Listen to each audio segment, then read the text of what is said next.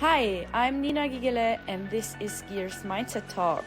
I'm here to interview and talk with athletes, pros, mentor coaches, entrepreneurs, and many more who relate to skiing. Together, we want to improve our mindset in skiing and also in business life.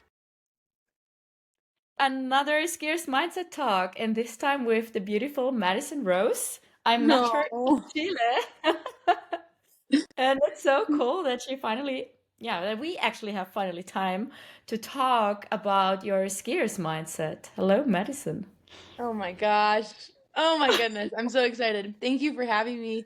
This is so fun and I'm excited to dive in with you. It was awesome to meet you and in Portillo, Chile and just watch you make amazing turns and just be like, "Oh yeah. She knows what's going on. We have a similar skiing style." So, that was awesome. I agree. Yeah, I remember that. I was sitting on the chairlift like, oh, who is that girl? I like her skiing. It's kind of Oh, funny yeah. how that works. Ski racing background, you always can kind of tell the style is similar and you appreciate, other ski racers' turns and how they look at the mountain. It's awesome. By the way, I actually have to get out that video we did. We did just one short run together, right? Yeah, But we have it on video and we should post it. It's so much that'd fun. be fun. Oh, yes, I love it. How are you, Madison? How was Chile and how's your preparation for winter going? So far so good. Chile was awesome. It's always such a treat to be able to ski in the summer, and be able to go down and spend like a week just being on snow and making turns and just getting that feel for skiing and Mhm. that was really fun and awesome. And then I came back here. I live in Jackson Hole, Wyoming, and it's just been a lot more like ski preparation and lifting weights and training, which is just like it's so fun. And I have a good crew of friends and people here to be able to do that with. So that's just yeah, it overall things are going pretty well. And I'm so excited for this upcoming season and I think it will be good, hopefully. What's your plan for the upcoming season? So I'm working on a YouTube series right now. So we actually have like four films or maybe four or five episodes coming out with my ski partner, Jimmy Ryan, who also lives here in Jackson. So we have a YouTube series that we just started this last year. And so this fall we'll release four more episodes that we filmed last season. And so we'll Hmm. we'll continue to film that this upcoming season, which is really fun. And we have like a lot of creative freedom, and it's a lot of ski mountaineering and just shredding and kind of like the behind the scenes a little bit of like what goes into these objectives that we do here in the Tetons and kind of hopefully this upcoming season internationally more too. Hmm. And then I've kind of like shifted a little bit of my like mindset of how I want this upcoming season to go. I want to do a lot more like line skiing and more like big mountain style. So I kind of the last 2 years have focused a lot more on like ski mountaineering Hmm. and more like I called it uphill mads. I'm like, okay, focus on uphill mads. And that's super fun. And I'm like, it's kind of where I thrive and love. And this Hmm. upcoming season, I kind of want to do more like stomping, like just stomp season, like hitting big cliffs. Um, and so I've just been lifting a lot more weights than I normally would, which I'm sure you can relate to with ski racing, where it's like you are in the gym going so hard for the G forces and the speed that you have to Hmm. encounter when you're ski racing. And then when you are only doing ski mountaineering, I feel like you need a little less of that. And so it's a fun switch where I'm like, okay, this season I'm going to go so hard in the gym, like getting ready. And it's awesome. It's so fun. I saw you, yeah, and actually, I saw it on Instagram, and I do the same. I started lifting more again as well, and it's Yeah. just better, I feel, right? Oh, totally. I mean, it's a different vibe. It's hard because we can like form our bodies, and I feel really lucky to have trained my whole life, and I think you can relate to that so much is you get to like kind of shape your body and like, oh, this year I'm going to be like super strong downhill legs and super strong core everything. or like, oh, I want to be more endurance focused and be Mhm. more able to go like all day. But yeah, I mean, it feels amazing to be able to like lift when we're squatting heavy and you're just like, this is legit preparing me like so well to be able to just like stomp cliffs and go so fast. So it's great. That's amazing.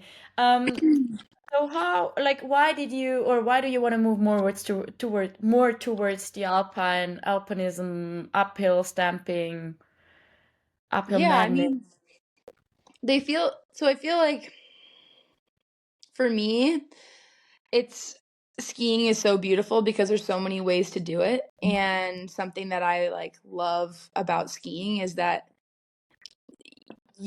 there's a variety of things you can like try and experiment. Like one year I was like, I really want to get super dialed skiing bumps. Like I'm not a bump skier, I'm a ski racer. So I just like spent like half a season just slamming bumps inbounds, just like having so much fun doing that. And then there's been years where I'm like, oh, I really want to like hit big cliffs. And that was like probably 4 or 5 years ago when Mhm. I lived in Salt Lake City. And then I came out to Jackson and took a couple of seasons here and skied a lot of powder and had a lot of fun. But then I shifted kind of into more ski alpinism, I would say.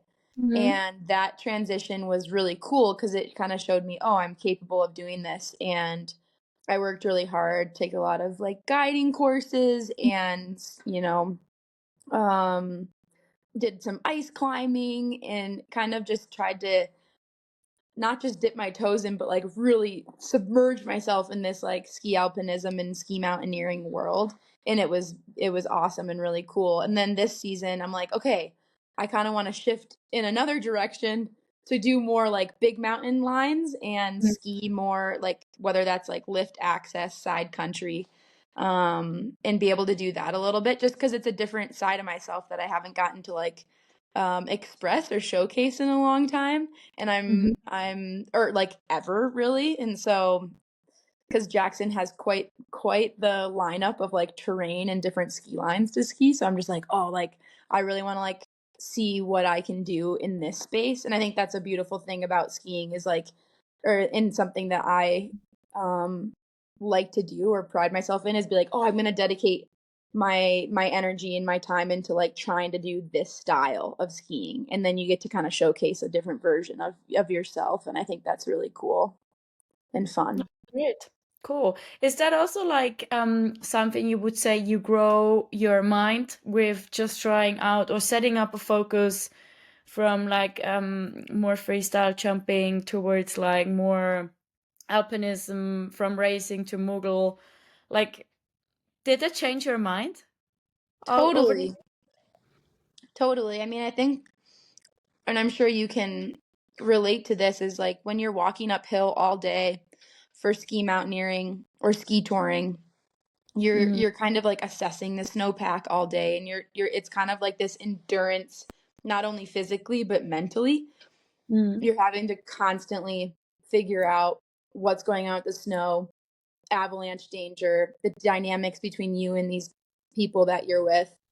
Um, and then when you're skiing, just like line skiing, big mountain skiing, you're like, okay, I need to focus for like a minute, like, or less, maybe 20 seconds of skiing this mm, line. And so it's a total shift. You're obviously, I do have to, deal with the snowpack and understand what's going on. But the focus is different. You're having to like hype yourself up for very short, like much shorter periods of time.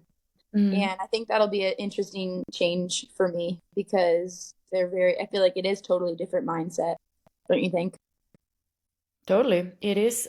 For me, it's been always like since I became a guide, that was even more changeable for me because I was suddenly responsible for others, right? So Totally. it's super cultivating resilience, and it's super intense for your mind. I mean, you not just plan for your own route or your own run up and down. It's also somebody else is behind you, and you have to take care of it. Um, and I kind of think about that a lot. Also, like how to improve. And so that's why it makes me curious how you turned from being a ski racer, where you probably just at speed and you wanted to win, to moguls where you kind of total different skiing, right? To free riding and then to backcountry. Is it something, do you have something in mind which reminds you, oh, that was kind of like the great experience, or like that change in your head, in your mind, where it comes like, okay, now I learned a lot, or I understood it in a different way? Yeah, let me see if I understand the question. Do you mean going into more like ski mountaineering, or what do you mean by that? Yeah, sure.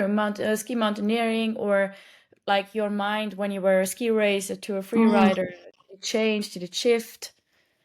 Did you put Yeah, I on? think there's always like from ski racing, I think I realized that I was like, okay, this is kind of where I've like somewhat maxed out of what I could do. I ski raced in college, and it was so fun and so awesome, but I always had this like love and desire for free skiing and Mhm. backcountry skiing, and I feel like you're just not limited by where you can go on the mountain versus like ski racing gives you like the most epic fundamentals and technique and tactics of how to ski.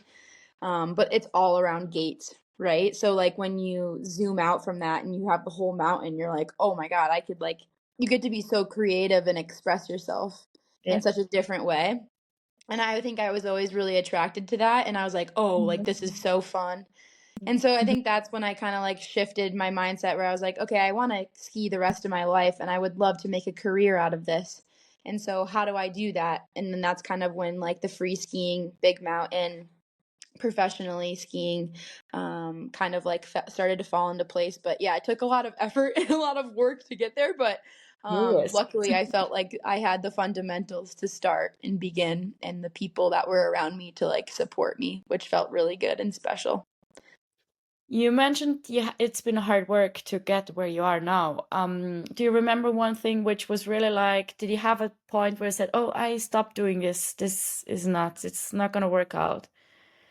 With ski racing, With just becoming a skier? yeah, I mean, I think we're constantly faced with like hurdles or mental blocks that we have. And I think sometimes they're physical blocks, injury, which is really Mhm. challenging. But a lot of times I feel like it's mental, right? Like we, I think everyone can relate to having, negative self talk once in a while, or like going through, having people around you get hurt or maybe pass away. And I think these mental blocks where you like maybe doubt yourself, oh, am I able to do this? Or injury, like there's many things that I think happen to us. And then when you're an athlete and you identify with moving your body, and you're not able to do that because of injury, like that's been like the hardest, some of the harder things to overcome, is just being like, whoa, like I identify so much with skiing and moving my body, and I can't do that right now. Like, who am I, but yeah, I think there's the mental side of any sport, especially with skiing, is like super challenging because, being a professional athlete, you're relying on your body to like essentially as your career and to make money. So like when that's not feeling good, or maybe you don't feel good about yourself and you're like, wow, my body is not performing the way I want it to, then I think it becomes pretty hard. But hopefully we're able to like find things that help us get Mm. past that, whether that's therapy or physical therapy or friends or whatever it may be. So it's you're also saying like it's a lot about prevention, right? So you kind of Mhm. prepare yourself physically, but also mentally, with, yeah, like you say, you go to the therapist later on today, and then you're gonna have like, do you talk with somebody about if you don't feel comfortable on skis, or do you face fear when you're out in the backcountry? Totally. Totally. I think, yeah, I mean, yes to all of these things, right? Like, I love going to physical therapy. I love talking to a therapist. Like, I went to therapy when I was like in high school. So I feel like it's really nice to have a non-biased person kind of help with advice if you need it. So, yeah, I've gone to on and off like talk therapy, which is really awesome. And I think that's been really helpful for me. But then, yeah, I think facing fear in the mountains is an ongoing understanding of like yourself, and I think that changes all the time. Yeah. So there's times when I'm just like totally scared. Like I'm like, oh my God, what is happening right now? And just, having ways to be able to calm your mind is super important. And sometimes, I've had like last season, I had a hard time like calming myself down for like an extended period of time, even though I wasn't out in the mountains in a life and death situation.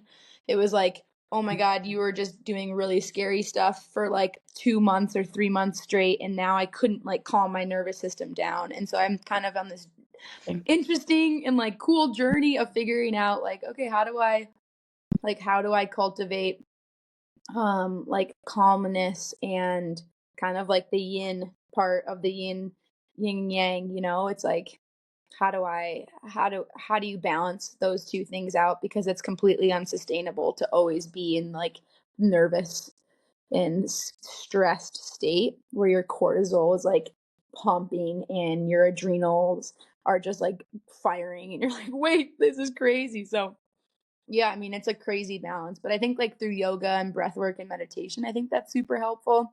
Um, and then limiting your exposure to like, I think understanding how much exposure you can actually be in for a sustained amount of time, at least for me as a female athlete, like I got to figure that out. And that's changing all the time, I feel like. Mm. Interesting that you kind of like realized by yourself that you had a hard time calming down after a certain time. I think that's Hmm. super interesting, and you did it a lot through breathwork, yoga, or just being out in the mountain, relax, running, doing Hmm. sports, move around. Was it Totally. was it also affected by traveling? Um, Yeah, I think changing up where you are is super helpful too. Like in the spring, I went to Chamonix with my friend and we like just had a lot of fun like running around and playing in the mountains, but it changed the scenery a little bit. But then, sometimes when you're in a higher stress situation, even there, like we went and skied Mont Blanc and it was super awesome, but the winds were like 70 or 80 kilometers an hour and we were just getting absolutely blasted. And like kind of then all of a sudden it's like you go into another high kind of stress state. And I was like, whoa, like that's intense. Mm. And then trying to calm down from that. But yeah, changing like where you are and then changing what you're doing. So like I think this summer I tried to just like be a lot more calm and like be in more like chill environments and not have like a bunch of crazy objectives, just have stuff that like I was really like excited to do. Because I had realized, like you said, like you can't be in that high state of stress for for like too long, or else it's unsustainable and you can kind of burn out, I think. Hmm. Would you say it's something like it's connected with fear of missing out? That you Oh, kind of I like, think for sure.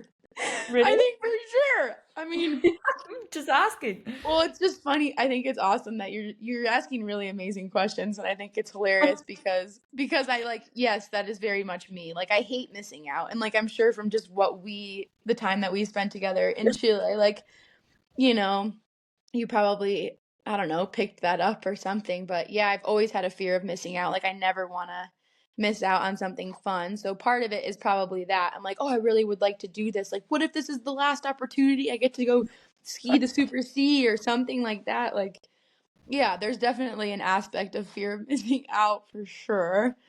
But I think I'm learning how to like recognize that and like trying to stay true to myself in that. And it was really cool, actually. I just talked to Angel Collinson at the Teton Gravity Research Film that was here in Jackson.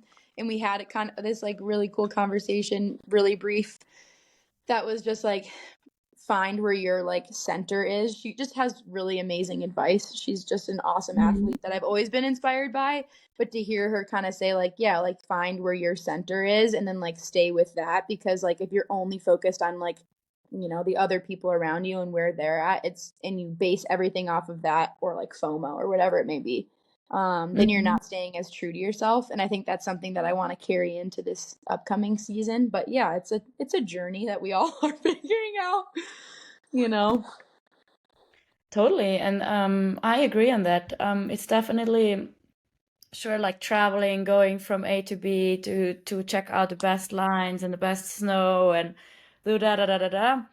It's fun when you're there, but at the end, it stresses your body, right? You don't Totally. recover that early. You kind of like at a certain point after a couple months. I mean, we are fit people, but after a certain time, you're kind of like your body tells you no, Oh, you for need to sure. calm down.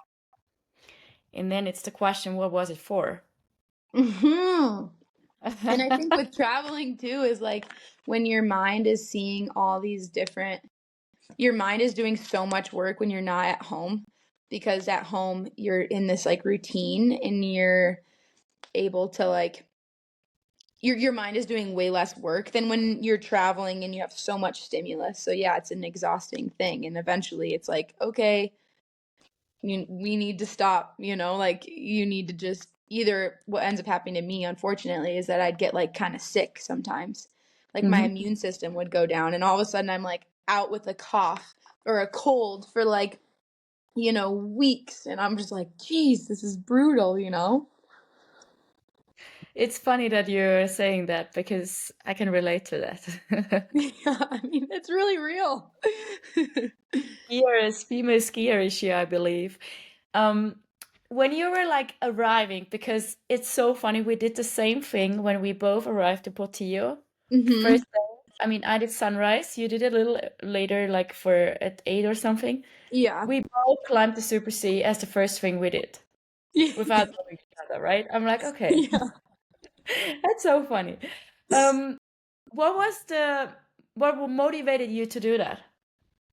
Um, I think part of the motivation, well, I've always wanted to ski it. I'd been to Portillo like 2 years before this last trip, and I was injured, and so I couldn't really ski that much. I was like recovering from a surgery, and so I was really taking it mellow. And so then this year I was like, well, if the conditions align, I'd like love to go up there and like ski it. And for some reason I had a lot of energy. And maybe you felt this too, but because like the longer you stay there, you think you're just gonna get used to it, but you actually get more tired because of all the dancing and everything. Me too. And so I had a lot of energy that first day, and Me I was too. like, okay, I need to just like go do this. And then the kind of crew I was with, Sven Brunso, he was like, I really want to do this. And so he has done it so many times. And I was like, let's go do it.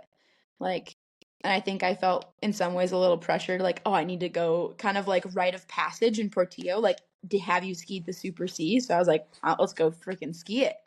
And what we knew the conditions were stable. So I think it kind of lined up well and ended up skiing really well. Like, because of the aspect and the wind depositing snow, it actually ended up skiing better than I thought it was, because on the way up it was pretty shit. Did you have Yes. that same thing too? It was bad on the way up. We did sunrise session, and the sunrise, it's been beautiful, right? But it's been so shitty because it was basically tracking all the way up. First Oh track. yeah, so But gnarly. yeah. But the skiing was nice, and I loved it. I mean, it's close to 4,000 meters. Yeah, So, yeah, fabulous. And we had a beautiful night. We saw the stars and Jupiter and Mars, and it was just fabulous. Yeah. so We- yeah, it's a And I it's felt a the same. I outstanding. arrived and had energy. Yeah, for like 2 days, and then it kind of Yeah. slowly slowly decreases. Altitude, the dancing, it's no sleep. It's just, Yeah. yeah, cool. So you're like going into alpinism more, or like wanna ski in the backyard of Jackson Hole, your like lines. How do you Hmm. prepare for that? How would you, like if people want to go off piste, how do Yeah. you read it? Read the line. So I think like a big there's probably numerous ways and things that you need to do in order to prepare. And I mean, I think the biggest one is just like making sure you're safe, number one, right? So like you've done your guiding courses or avalanche courses, like that's really important to me. So like having a baseline foundation of like avalanche rescue and safety, everything like that, I think is kind of like the baseline. And then it's just like finding good partners to go out with and like people that Mhm. have similar risk tolerances as you. And then kind of figuring out what do I want to ski? Like what kind of lines do I want to ski? Like we have a lot of really cool couloir skiing here in the Tetons and really cool like big mountain face skiing as well in the national park. But just figuring out like what your style is and like how, what you want to ski. And then I think a lot of it is like time spent out in the backcountry, like getting to know the snowpack where you live. And, so you can be like, oh, like we don't have any persistent weak layers, or maybe we do have a persistent weak layer. And then how to manage like avalanche hazard is another huge one. And preparing yourself mentally and physically. Like here in Grand Teton National Park, we have to walk a really long ways to like get anywhere, versus Europe is so awesome. You can just like pop off of the, Aguida Madi, and you're like up there, and you can just ski amazing, crazy Chamonix steep lines. But for us, it's like you got to go for a really, really long walk, and like you better be able to climb like at least 4,000 feet, which is, I don't even know what that is in meters. I apologize, but you just have to be able to walk for a long time, and like, have the skills to rappel sometimes, and have these kind of these hard skills too. And so, I think there's a lot of preparation, but starting and then building up to like these bigger lines and objectives has been like important for me. And then surrounding yourself with people that are really dialed and good partners. It's great. And how about like, I mean, we talked a lot about, how to read the face and how to get into it. Like, why and when do you decide, okay, now I'm going into that phase, I'm skiing it? Do you have anything, like, do you have a person you trust with and talk a lot about, or is it a gut feel, or sure, it's about a lot about knowledge, what you just explained, but still think there's much more to experience. Totally. I agree with you. I think it's kind of a combination, right? It's like, observing the snow as you've been walking up and ski touring, and being like, okay, I think I with all of the experience that I've had with the snowpack this year, and the experience that I've had learning about how snow works, like you can only do so much. It's like, you can have an idea of what you think is going to happen, and unfortunately sometimes you're wrong, but sometimes you're right. And so it's kind of a hard one to judge, but kind of leaning on your experience. And then I think, being able to check in with a partner, someone that you're out in the mountains with, to be like, okay, like I'm feeling this, or I'm seeing this, and then have them be like, oh, like I agree with you, but like, did you think about this part of it? And being able to kind of like communicate and talk, and having a second set of eyes and feeling of what you're experiencing when you're about to go ski this like line. And then I think just like the intuitiveness that like I've noticed when I've spent time around women in the mountains too, is just like this like kind of like deep intuition of like, oh, this is like a good day, or like, oh, I feel kind of uncomfortable with what the snow is feeling like. I think though, like in combination, all of these things kind of add up to like, okay, it's a go. Like, yes, I think this is a good time to do this, or this is not the day to like do this. It'll always be there. Do you have a hard time when something is not going right? Like don't feel it today, or if you say no, I'm not going, or are you fine with it? I feel okay being. I think yes and no. I think when I'm not like satisfied, or like my body isn't operating the way I want it to, like I'm on my period and I'm just like I'm just not crushing it. Like I'm slow, or I feel really fatigued, or I'm really tired. Then I have a really hard time, because I'm like, oh my God, like why can't I be at this level that I want to be at, that I know I can be? I think I have a hard time with that. But when it's like an external factor of like, oh, the snow is not good, and maybe this could avalanche, and I need to like take a step back, I have no problem turning around. Like that's no problem for me. I think I'm more hard on myself than I am on anything else. Yeah, I feel the same. I don't have any issue when it's not the right time because of snow XYZ. But if Totally. me, yeah, I Yeah. accept it. I've had a lot of injuries, so I learned a lot about it, but still, it's also about the others, right? It's about your team. You Totally. don't want to be the one who is leading back. Yeah, Interesting. you don't want to feel like you're holding anyone back. Totally. No. I'm curious, but we should set up for that another talk, Okay. um, about how you deal with the women's problems when Yeah. being an athlete. If Oh, that's I mean, I something could go on forever. It's so hard.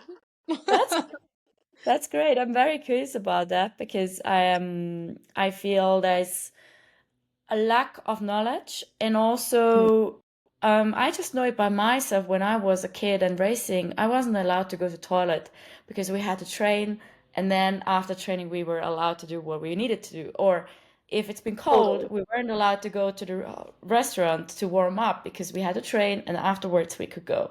So and then you have like all these extra habits and issues, menstrual pain and all those women issues. And I think a lot of women don't know how to deal or how to talk about it. And I feel that would be great to Totally. talk about that medicine. I would love to. I'm all about it. I really think like, yeah, I really think it's an important thing to like bring awareness to and be really open about because of the fact that it's just less talked about. But I think it's very relatable to everyone, and maybe some people it affects deeper and higher. It definitely affects me a lot. But yeah, I would love to. We should do another talk, and yeah, I'm down to talk about it. That sounds good. By the way, Madison, what are you eating? It looks delicious, colorful, but what is it? There's a piece of gum. I love chewing gum. I'm kind of like Oh, an avid gum chewer. I like the mintiness. I love it. Great, cool. Madison, thank you so much for that awesome talk. Yeah, I'm of sure we're gonna course. meet up again. We have a lot to talk in. Yeah, enjoy your day at the physiotherapist and working Yeah. out, and nice ski season. You too. Thanks for including me and thinking of me. It's awesome to chat with you. And I also want to know all of these answers from you too. So we're going to have to talk again because I would love Let's that. do it. Thank you so much, Madison. Okay. All the Love best. you, love. Lots of love. Ciao, ciao. Ciao, ciao. Bye.